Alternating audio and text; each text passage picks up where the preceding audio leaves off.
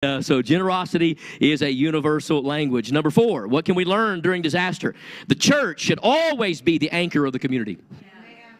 The church should always be the anchor of the community. Now, listen, thank God for the rapid responders. Thank God for the ambulance and for the police department and the fire and the rescue squad. Thank God for them. Did you know in the early New Testament church, the hub of the community was the church? That's where the benevolence came from, right?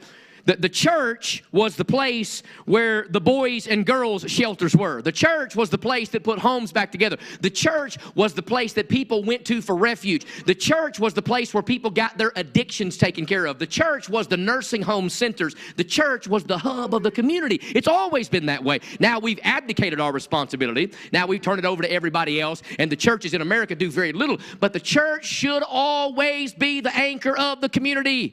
Always, always, always. Now, I could talk about this till the cows come home.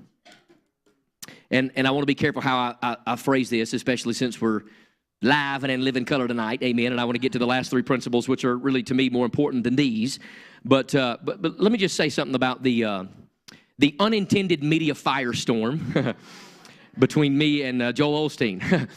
My phone went off just a few minutes ago before we got started, and my phone always lets me know whenever news articles pick up me or our church. And so the Christian Post was carrying something, and the Washington Post did call us a megachurch today. I don't know what that means, but whatever. We're the miniest megachurch you've ever been a part of. I can guarantee you that right now. And if they're counting online, then we're probably right up there. But nonetheless, it was a totally unintentional situation when I sent the tweet out. That's why it wasn't originally a Facebook video, because I don't have near the draw on Twitter and Instagram. It's a large platform, but not nearly as massive as the one on Facebook. And so many of you know, I just merely sent out the tweet, and all I said was open the doors, at one pastor to another pastor. And I knew enough of the backstory at that moment to make the statement. And I had no idea that it was going to be such a barrage of boom, boom, boom, boom, boom, and people started calling. We've had a lot of people, criticize, whatever. Now, first of all, I stand behind my comments, and there's no reason for me to apologize. I'm not going to try to wiggle out of the corner because, within about 18 hours, the doors were open. Okay, I've seen the pictures. I've seen both. I've been there, okay? I know what a parking garage looks like, and I know what a building looks like. I've been in their parking garage, and I've been in their building. I've actually been up on their platform, but they said, nobody but Joel gets up there, so they ran me off. But nonetheless, I'm just saying, it stands to reason to me. It should be the most logical thing in the world. I don't care how big your church is. I don't care how small your church is. I don't care what color your church is. I don't care how broke your church is. If something ever happens in this community, people ought to know before it ever starts, the doors are going to be open, ladies and gentlemen. And people are able to come in and get the resources and the help. We ain't got carpet, so I ain't worried about it flooding up in here, right? We're knocking the walls out anyhow, so I ain't worried about some messy handprints on the walls. We can stack the chairs and feed people in the floor. It didn't make any difference. I'm just saying the church should always be known as the anchor of the community. So from my vantage point, I think it's foolish that the fight ever got started to begin with. It should have never even been an issue. The door should have been open from the get-go is what I'm saying, okay? That's all I'm saying. And so if I'm going to criticize Joel Osteen, it's not going to be about floodwaters. I can promise you that right now. Okay, we probably have some deeper issues that he and I can talk about, and maybe he'll meet me with them in Houston. I doubt it, but nonetheless, I'm just saying that the church should not be in a controversial position of being shamed into opening the doors for anybody.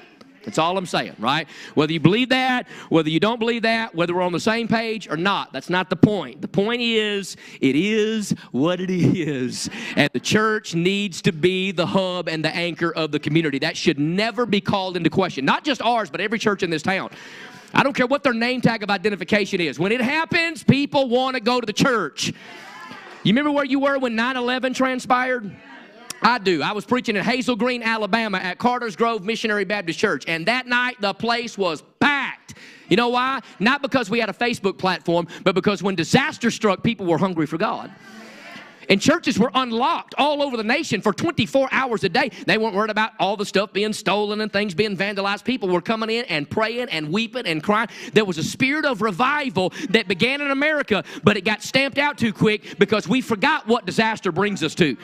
And I think sometimes God can use disaster and hardship to bring about a spirit of, hey, we need God in this nation. Okay, I'm not saying like some of these crazy commentators and some of these liberals have said, well, this is the judgment of God on Texas because they voted for Trump. If you believe that, you ought to sue your brain for non-support. That is the most ridiculous thing I've ever heard in my life.